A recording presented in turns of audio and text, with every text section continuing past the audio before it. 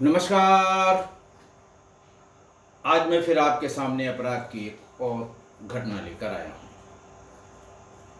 आज मैं कई दिन बाद प्रयागराज से वापस लौटा हूँ। हमारे 2 पेपर्स लॉ के हो चुके हैं। 3-4 दिन का गैप था, इसलिए मैं लखनऊ वापस आया। और जब वापस आया तो मैंने सोचा कि ज़्यादा गैप हो जाएगा रिपीटेड एपिसोड्स डालने में, इसलिए आज एक अपराध की घटना लेकर मैं आया हूँ।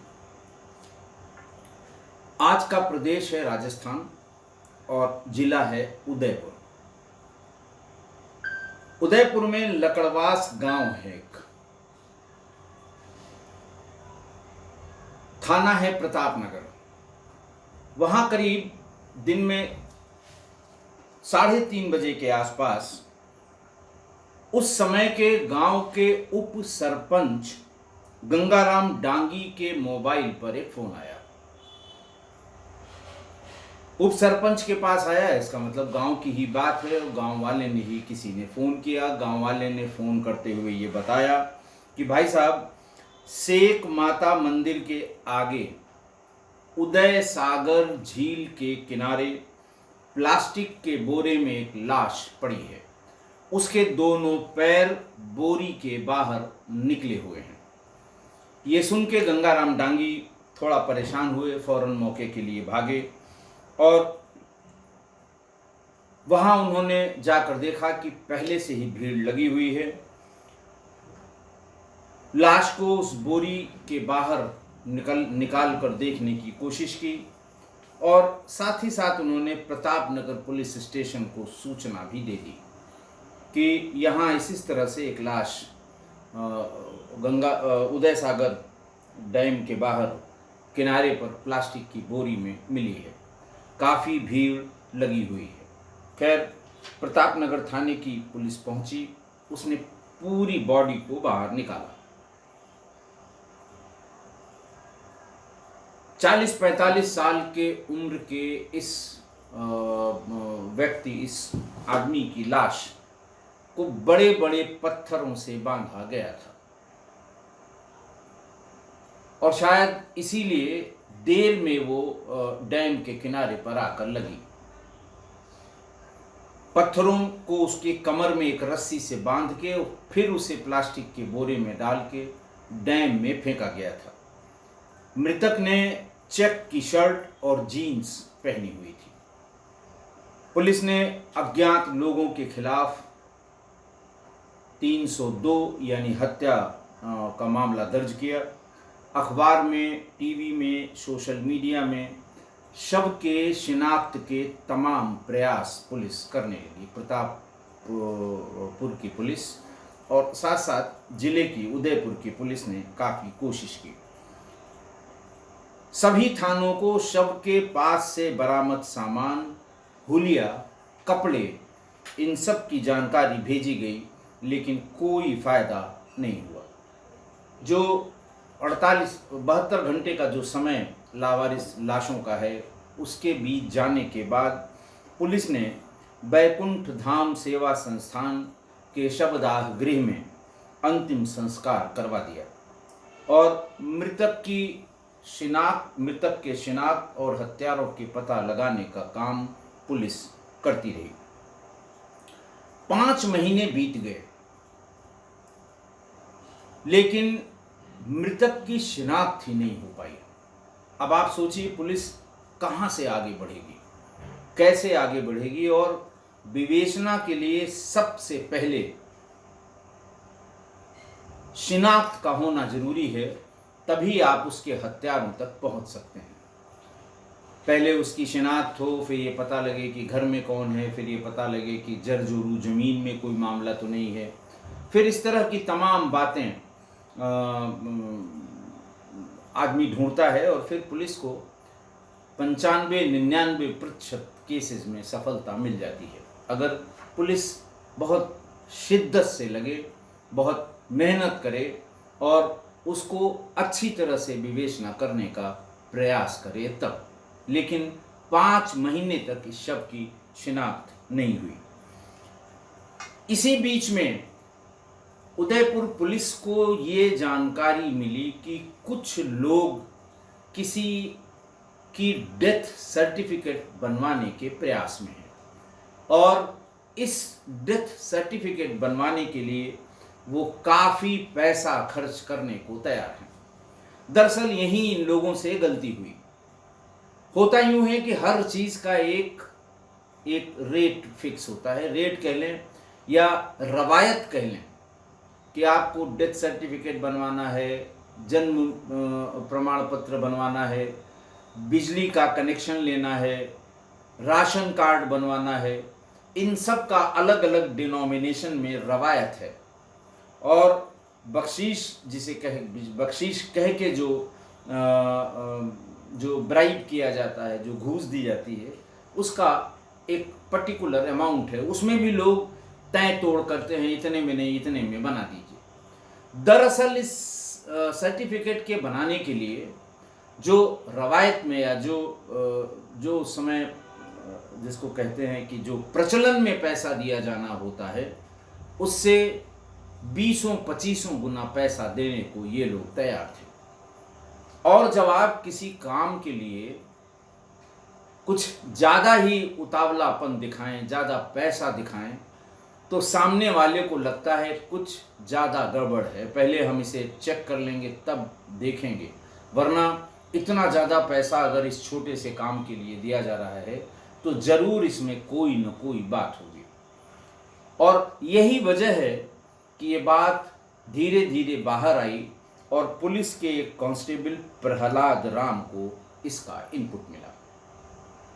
प्रहलाद राम को बताया गया कि कुछ लोग हैं जो एक डेथ सर्टिफिकेट के लिए 25,000 से 50,000 तक देने को तैयार हैं, जो 500 रुपये से कहीं बहुत ज़्यादा है। 500-1000 रुपये तक इसके लिए घूस दी जाती है। आप मेरे कहने का ये मतलब बिल्कुल नहीं है कि कोई रेट लिस्ट लगी हुई है, आप सभी जानते हैं। कोई ऐसा नहीं है जो इन बहुत छोटे छोटे कामों के लिए ऑफिसेस के चक्कर न लगाता हो और उसे पता न हो उसके लिए अलग से कितना क्या करना होगा। अगर सब कुछ सही सही है, आप लाइन में लगेंगे, आपका काम हो जाएगा। बिजली का बिल जमा करना है, ठीक है, आप जमा कर दीजिए। आजकल तो ऑनलाइन सुविधा भी हो गई है। पहले हम लोग गैस के सिलेंडर के लिए लाइन लगाते थे, अब वो घर पर डिलीवरी हो गई है। लेकिन इस तरह के काम जो सर्टिफिकेट बनवाना और तमाम जो चल रहे हैं, हालांकि ये सब भी ऑनलाइन हो गई है, लेकिन उसके लिए भी दलाल लगे होते हैं। और सबसे अधिक दलाली का काम जो जब हम छोटे थे तब से और आज तक है, वो है ड्राइविंग लाइसेंस बनवाने का। सब ऑनलाइन हो गया, आपको जाना होगा, अंगूठा लगाना होगा, फोटो खिंचानी होगी, सारा सब कार्यक्रम करना होगा, लेकिन दलाल आपसे पैसा ले लेगा। वरना आप इंतज़ार करते रहिए कि आपके घर पर ड्राइविंग लाइसेंस डिलीवर होगा। ये एक सच्चाई है जिसको सब जानते हैं, किसी से छिपी हुई नहीं है। प्रहलाद राम को भी जब ये पता लगा कि कोई डेथ सर्टिफिकेट के लिए राजस्थान जैसी जगह में, देखिए दिल्ली, बम्बई, कलकत्ता, चेन्नई, मद्रास, चेन्नई के लिए तो ये बात हो सकती है कि लोग जल्दी में हैं, समय की कमी है, मल्टीनेशनल में काम करते हैं, कोई दलाल मिल गया, उन्हें आइडिया भी नहीं है ये कितने में बनता है, उन्होंने कहा भाई लो 50,000 रुपये हमारा ये बच्चे के जन्म का सर्टिफिकेट बनवा के ले आओ। लेकिन राजस्थान के उदयपुर जैसी जगह में एक डेथ सर्टिफिकेट के लिए तो प्रहलाद राम के कान खड़े हुए। प्रहलाद राम ने अपने सोर्स, देखिए इन्फॉर्मर और सोर्स दोनों अलग अलग है, मैं बहुत बार बता चुका हूं। अपने सोर्स से ये बात कहां से चली और किसने की, ये पता लगाना शुरू किया। तो प्रहलाद राम को पता लगा कि उदयपुर का ही रहने वाला एक राकेश लोहार है जो इस काम में लगा हुआ है कि डेथ सर्टिफिकेट बन जाए। जब इसको चारों तरफ से प्रहलाद राम ने कंफर्म कर लिया कि राकेश लोहार इसे बनवाना चाहता है, तो उसने बजाय इसके कि उसको बुलवाएंगे वो मना कर देगा। उसने अपने सोर्स के जरिए उसको ये खबर कराई कि हम 40,000 रुपए में डेथ सर्टिफिकेट बनवा देंगे। किसका डेथ सर्टिफिकेट बनवाना है, कहाँ का है, ये सारी सूचना लेकर आ जाइए। लेकिन राकेश लोहार भी छंटा हुआ आदमी था। उसको जब किसी के जरिए ये पता लगा कि नहीं हम बनवा देंगे, उसने फौरन मना कर दिया और बताया कि अरे ये तो मैं मजाक कर रहा था, उसे किसी का भी डेथ सर्टिफिकेट नहीं बनवाना है। प्रहलाद राम के सोर्स ने भी उसको आके बता दिया कि बात ये गलत है और ये उसे किसी का भी डेथ सर्टिफिकेट नहीं बनाना है। बताने वाले ने ये बात गलत बताई है। थोड़े दिन बाद फिर प्रहलाद राम को कुछ जानकारी मिलना शुरू हुई कि राकेश लोहार और उसके 3-4 और साथी ये उदयपुर के सबसे बड़े क्लब में महंगी शराब पीते हुए देखे गए और ये कई कई दिन से महंगी शराब पी रहे हैं जो उनकी औकात के बाहर है। प्रहलाद राम ने इस बार थोड़ा सा, देखिए मैं सिपाही की बात कर रहा हूं, प्रहलाद राम एक सिपाही था। राजस्थान से संबंधित बहुत सी घटनाओं का जिनका खुलासा हुआ है उनमें सिपाहियों की बड़ी अहम भूमिका रही है। उत्तर प्रदेश में सब इंस्पेक्टर्स की बहुत अहम भूमिका रहती है। मुंबई पुलिस और दिल्ली पुलिस में इंस्पेक्टर्स की भूमिका इन सब मामलों में बहुत रहती है। लेकिन राजस्थान के मामले में बहुत ही सुराग रस, जिसको बहुत अच्छा सुराग लगाने की उसकी काबिलियत होती है, वो सिपाही होते हैं। ऐसे ही प्रहलाद राम को जब ये सूचना मिली कि पता नहीं कहाँ से इतना पैसा मिला है, ये लोग महंगी महंगी शराब पीना, महंगी पार्टियों में जाना, इस तरह पैसा लुटा रहे हैं। कोरोना का टाइम था और जब हर कोई आर्थिक तंगी में था, ऐसे में कुछ लोग इतना पैसा खर्च कर रहे हैं, केवल उड़ा रहे हैं शानो शौकत में, पीने पिलाने में, तो शक होना वाजिब है। प्रहलाद राम ने इसकी पूरी सूचना उच्चाधिकारियों को दी कि पहले तो ये सूचना आई कि वो डेथ सर्टिफिकेट बनाना चाहता है, फिर ये सूचना आ रही है कि वो और उसके साथ 3-4 लड़के बहुत पैसा खर्च कर रहे हैं। उच्चाधिकारियों ने भी प्रहलाद राम से ये कहा कि इसका सफाई से पता करो और कुल कितने लड़के हैं, इनके क्या नाम पते हैं, क्या एक्टिविटी हैं, पहले इसको अच्छी तरह से स्टडी कर लो, उसके बाद ही आगे कोई कार्यक्रम करिएगा या आगे की जांच शुरू करिएगा। राकेश लोहार और उसके साथ के लोग जो पानी की तरह पैसा उड़ा रहे थे, उनके बारे में पूरी जानकारी इकट्ठा करके प्रहलाद राम ने उसके साथ रहने वाले लड़कों में से एक लड़के को उठाया। उस लड़के ने बताया कि मुझे ज्यादा तो पता नहीं है, लेकिन राकेश लोहार ने कोई बड़ा कांड किया है जिसमें उसे बहुत पैसा मिला है। ये लीड मिलते ही पुलिस ने फौरन राकेश लोहार को उठा लिया। उसकी कॉल डिटेल पहले स्टडी की तो उसकी आसाम के एक नंबर से कई बार बात होना पाया गया और आसाम के जिस नंबर से उसकी बात हुई थी उसका कई बार उदयपुर, एक पर्टिकुलर शॉर्ट पीरियड में टाइम में कई बार उसका उदयपुर आना साबित हो रहा था। अब उदयपुर की स्पेशल टीम ने राकेश लोहार और उसके साथियों को पकड़ लिया। सख्ती से पूछताछ की गई।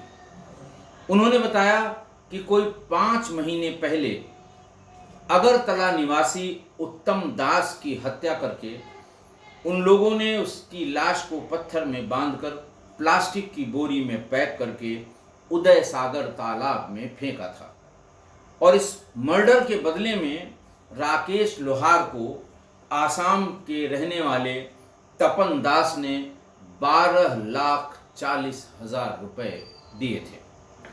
अब तपन दास ने उत्तम दास का फर्जी डेथ सर्टिफिकेट बनवाने का काम भी राकेश लोहार को दिया था और वो इसके बदले में बड़ी रकम देने वाला था। आप सोचिए कि 14.5 लाख रुपए, 12.5 लाख रुपए में एक व्यक्ति की हत्या कराई गई, तो डेथ सर्टिफिकेट बनवाने के लिए उसे कितने पैसे दिए गए या दिए जाने वाले होंगे।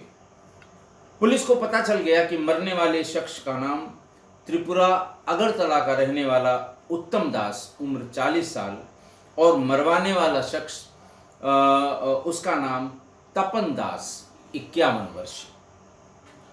प्रतापनगर थाने की एक स्पेशल पुलिस टीम उसे पकड़ने के लिए अगरतला भेजी गई, जिसने मरवाया था, जिसके बारे में राकेश लोहार ने जानकारी दी थी। वहां पहुंचकर पुलिस ने जैसे ही तपन दास को पकड़ा तो ये पता लगा कि वो मृतक उत्तम दास का सगा बड़ा भाई है। पुलिस के पैरों तले जमीन खिसक गई। रिश्तेदारों से, आसपास के लोगों से पुलिस ने पूछताछ की तो वहां पर सभी लोगों ने ये बताया कि 5 महीने पहले उसने अपने घर परिवार और रिश्तेदारों को यही बताया था कि उत्तम दास बिजनेस के सिलसिले में राजस्थान के उदयपुर गया था, जहां उसकी कोरोना से मौत हो गई, और उसने घर वालों को बताया कि कोरोना से मरने के चलते शव को असम लाना संभव नहीं था, बॉडी को लाने के लिए परमिशन नहीं मिल रही थी, इसीलिए अंतिम संस्कार वहीं पर सारी सामाजिक और धार्मिक रस्में निभा के कर दिया गया। उदयपुर पुलिस ने लोकल पुलिस की यानी अगरतला की पुलिस की मदद से तपन दास को पकड़ा। तो तपन दास को जब थाने पर ले आए तो उसने बताया कि उसका भाई उत्तम दास शराब पीने का आदी था। तपन दास अपने छोटे भाई उत्तम दास की पत्नी रूपा, उम्र 35 साल, उससे उसके अवैध संबंध थे। मृतक की पत्नी से उसके जेठ के अवैध संबंध थे, और ऐसे ही एक दिन शराब पीने पिलाने के क्रम में उसके भाई उत्तम दास ने इन दोनों को कंप्रोमाइजिंग पोजीशन में देख लिया था। उसके बाद ही अपनी पत्नी रूपा का उसने घर से निकलना बंद कर दिया, और गाहे बगाहे अगर उसे कहीं जाना होता था तो उसे बाहर ताले में बंद करके तब वो जाता था। ऐसे में रूपा और तपन दास ने मिलकर उत्तम दास को खत्म करने का प्लान बनाया। तपन दास ने बताया कि उसको उदयपुर के तहसील ऑफिस में फैब्रिकेशन का एक टेंडर मिला था, मारने वाले को, जेठ को, तपन दास को, कि फैब्रिकेशन का एक टेंडर उसे उदयपुर में मिला था और काम के सिलसिले में वो अक्सर उदयपुर आना जाना उसका होता था। वहीं उसके पास राकेश लोहार भी काम करता था, फैब्रिकेशन के कामों में एक्सपर्ट था। एक दिन बातचीत में, शराब पीने पिलाने में, ये पूरी बात उससे बताई कि हमें एक आदमी को ठिकाने लगाना है और उसमें तुम क्या मदद कर सकते हो। राकेश लोहार ने छूटते ही 15 लाख का दाम इसलिए बता दिया ताकि इस काम से पिंड छूट जाए। न ये 15 लाख रुपए दे पाएगा, न मुझे ये काम करना पड़ेगा। फिर भी वो मालिक था, उस समय ठेकेदार था, बड़ा आदमी था, और राकेश लोहार उसके यहाँ काम करता था। लेकिन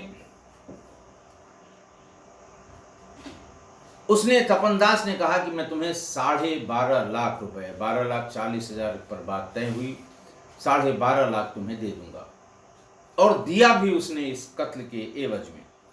फिर उत्तम दास को उसने काम के बहाने फ्लाइट से उदयपुर बुला लिया, अपने छोटे भाई को, और फिर राकेश लोहार और उसके 3 साथियों को उसे जयपुर एयरपोर्ट से लेकर पिकअप करके उदयपुर तक ले आना था।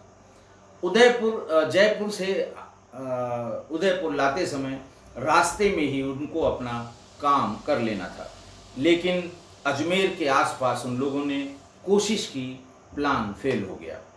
प्लान फेल होने के बाद तपनदास भी फ्लाइट से उदयपुर गया। जब चेलों ने बताया, राकेश लोहार ने बताया कि साहब ये तो उसको हल्का हल्का शक हो गया है, उसने कहा बस 4 घंटे का वेट करो, मैं आ रहा हूँ। और तपनदास फ्लाइट से उदयपुर पहुँच गया। राकेश लोहार और उसके सभी साथियों को एक जगह जमा किया गया और उत्तम दास को भी किसी बहाने से वहाँ बुला लिया गया। सभी ने मिल बैठकर शराब पी। इस दौरान उत्तम की शराब में नींद की गोलियां मिला दी गई। जब वो बेहोश हो गया तो उसका गला घोंटकर उसकी हत्या कर दी। उसके बाद लाश को पत्थर में बांधकर राकेश लोहार और उसके साथियों ने प्लास्टिक के बैग में पैक करके उसे उदय सागर तालाब में, उदय सागर झील में फेंक दिया। इसके बाद तपनदास फ्लाइट से वापस अगरतला चला गया। तपन के अगरतला पहुंचने के बाद उसने सबको यही बताया कि कोरोना में उसकी डेथ हो गई, बड़ी कोशिश की गई, फलां अस्पताल ले गए, वहाँ पर ये दवा दिलवाई, वो दवा दिलवाई, 50,000 के इंजेक्शन दिलवाए, लेकिन वो नहीं बचा। हमने उसको यहाँ अगरतला लाने की बड़ी कोशिश की, लेकिन कोरोना की डेड बॉडी को पुलिस और एडमिनिस्ट्रेशन ने यहाँ लाने से मना करा दिया, अलाउ नहीं किया गया। इसीलिए मैंने उसका पूरे संस्कारों को फॉलो करते हुए वहीं राजस्थान में ही उसका अंतिम संस्कार कर दिया। घर वालों को उसकी इस कहानी पर पूरा विश्वास हो गया जिस सीक्वेंस से उसने बताया था। रूपा ने उत्तम दास की प्रॉपर्टी को खुद अपने नाम करवाने का प्रयास शुरू कर दिया और उसे असम सरकार से मिलने वाली कई सरकारी योजनाओं का लाभ भी मिलना था। इसके लिए उत्तम दास के डेथ सर्टिफिकेट की ज़रूरत थी, क्योंकि उसने सबको कोरोना से हुई मृत्यु का हवाला दिया था। और उस समय जिनके घर में भी कोई हादसा हुआ होगा, जानने वालों में, डेथ सर्टिफिकेट बहुत ज़रूरी था। और उसमें ये भी कि अगर कोरोना से डेथ हुई है तो उसको कंपनसेट करती थी गवर्नमेंट। बहरहाल तो राकेश लोहार को इसका जिम्मा दिया गया कि अब हम यहाँ से किसको भेजें या हम कैसे जाएं। राकेश ने इतना बड़ा हमारा काम किया है, वही हमको डेथ सर्टिफिकेट भी बनवा कर देगा। पुलिस ने फिर इस ब्लाइंड मर्डर को इस तरह से खोला, एक सिपाही की एक छोटी सी लीड से 3000 किलोमीटर दूर प्लानिंग करके 3000 किलोमीटर दूर उदयपुर में एक हत्या को इस तरह से सुलझाया पुलिस ने। उसके बाद तपन दास, रूपा दास, राकेश लोहार, सुरेंद्र लोहार, अजय यादव और उसके साथ कई और लोग जो बॉडी को ठिकाने लगाने में शामिल थे, उन सबको पुलिस ने गिरफ्तार कर लिया। आज की घटना देखिए, 11 साल बड़ा जेठ और मृतक के पति से उसके संबंध, हालांकि उम्र का इस तरह के संबंधों से में कोई लेना देना नहीं होता। 11 साल क्या, 21 साल भी बड़ा जेठ होता। और इस तरह के संबंध हैं तो फिर हैं, उसमें उम्र की कोई बात नहीं है। उत्तम दास शराब पीने का आदी था। बताते हैं कि ये कोरोना के समय की ही बात है। कोरोना के टाइम में जब सब अपने अपने घरों में थे, इसी बीच में उत्तम दास की पत्नी रूपा का अपने जेठ तपन दास से संबंध हो गया। फिर इसको सुलाने के लिए, या ये नींद में सो जाए और हम जब भी इन दोनों को मिलना हो तो शाम को पार्टी होती और पत्नी रूपा बढ़ चढ़ के अपने पति को शराब पिलाती। जब वो मुतमईन हो जाती, जब उसको पूरा यकीन हो जाता कि अब ये शराब के नशे में चूर है, तब फिर ये दोनों आपसी संबंध बनाया करते थे। लेकिन शराबी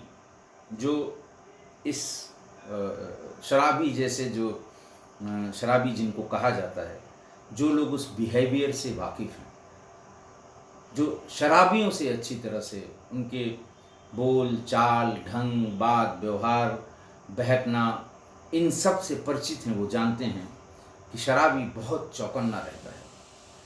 कितना भी नशे में हो बहुत चौकन्ना रहता है।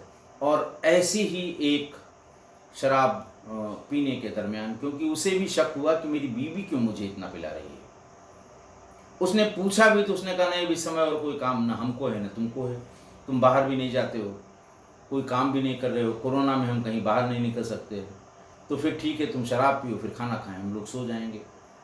लेकिन ये बात उत्तम दास को कहीं न कहीं खटक रही थी।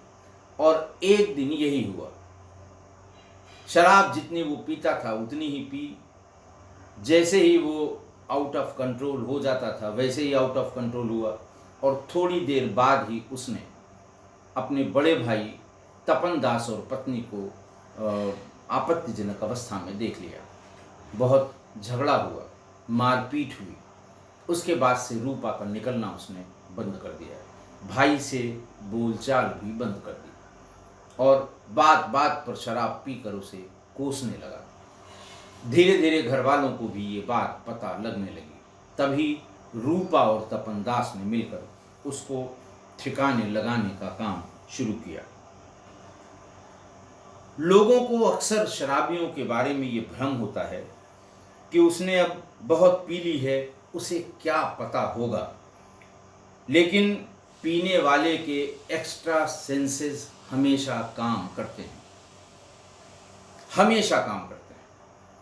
पुलिस में इतने लंबे कैरियर में ये तो कहा जाता है कि जो शराब पीकर अगर किसी ने कोई अपराध किया है, थाने पर लाया गया है, तो उसके साथ मारपीट नहीं करनी चाहिए, इसलिए कि शराब के नशे में उसे कहाँ चोट लग गई इसका अंदाज़ा न मारने वाले को लगता है, न जिस पे पड़ती है उसको पता लगता है। और कभी कभी ऐसी चोटें फैटल हो जाती हैं। लेकिन शराबियों के इस व्यवहार को सब अच्छी तरह से जानते हैं कि वो एक्स्ट्रा कॉशियस रहते हैं, चौकन्ने रहते हैं। दारू उतनी ही पीते हैं जो रोज़ पीते हैं वो, या फ्री की मिल गई हो तो डबल डोज भी हो जाती है, लेकिन उनके चौकन्ने होने में कोई कमी नहीं होती।